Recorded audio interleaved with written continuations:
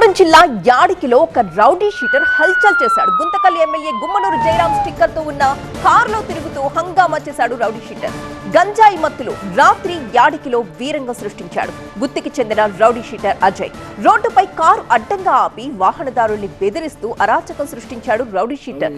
చివరకు వాహనదారుల కంప్లైంట్ తో ఘటనా స్థలానికి వెళ్లిన పోలీసులతో కూడా దురుసుగా ప్రవర్తించాడు.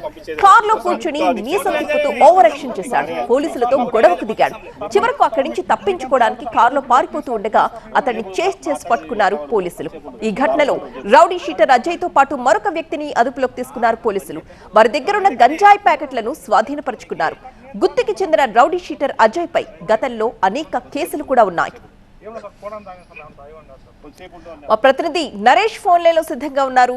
నరేష్, ఇతనికి ఎమ్మెల్యే స్టిక్కర్ తో తిరుగుతూ అంటే ఆ కారులో రౌడీ షీటర్ తిరుగుతూ ఉన్నాడు కదా, ఇప్పుడు పోలీసులు పట్టుకున్నారు. ఏం చెప్తున్నాడు అతను?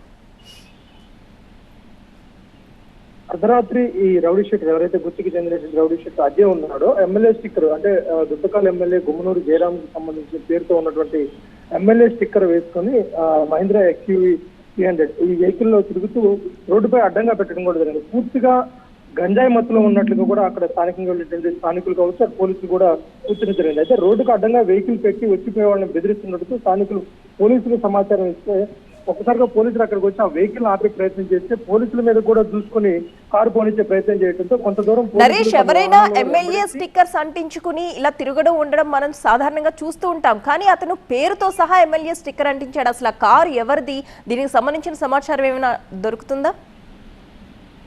ప్రస్తుతానికి అయితే కారు అజయ్గానే పోలీసులు గుర్తించారు. వాస్తవానికి ఏంటంటే గుమ్మనూరు జయరాం కి సంబంధించిన ఆ ఎమ్మెల్యే స్టిక్కర్ ఏదైతే ఉందో అది డిసెంబర్ 2025తోనే ముగిసిపోవడం కూడా జరిగింది. ఆ వ్యాలిడిటీ కూడా 2026కి సంబంధించి ఇప్పటి వరకు కూడా ఎక్కడ ఎమ్మెల్యేలకి స్టిక్కర్లు కూడా ఇచ్చిన పరిస్థితి లేదు. అయితే ఈ ఎమ్మెల్యే స్టిక్కర్ కూడా ఒరిజినల్ కూడా కాదు, అది ఒక కలర్ జిరాక్స్ గా అయితే మాత్రం పోలీసులు ప్రాథమికంగా గుర్తించారు. ఈ ఎమ్మెల్యే స్టిక్కర్ కి అదేవిధంగా గుమ్మనూరు జయరాం కి ఈ అజయ్ కి కూడా ఎలాంటి సంబంధం లేదు అనేది అటు టీడీపీ వర్గాలు చెప్తున్నటువంటి మాట. గుత్తిపట్టణంకి చెందిన కొంతమంది టీడీపీ నాయకులతో మాట్లాడినప్పుడు కూడా అతనికి ఎమ్మెల్యేకి అదేవిధంగా ఎలాంటి సంబంధం లేదు, కేవలం ఆ స్టిక్కర్ ఏదైతే ఉందో అది ఎక్స్పైర్ అయిపోయినటువంటి వ్యాలిడిటీ అయిపోయినటువంటి స్టిక్కర్ కి కలర్ జిరాక్స్ తీయించుకుని అతను వాడుతున్నట్లుగా అయితే మాత్రం ప్రాథమికంగా గుర్తించారు.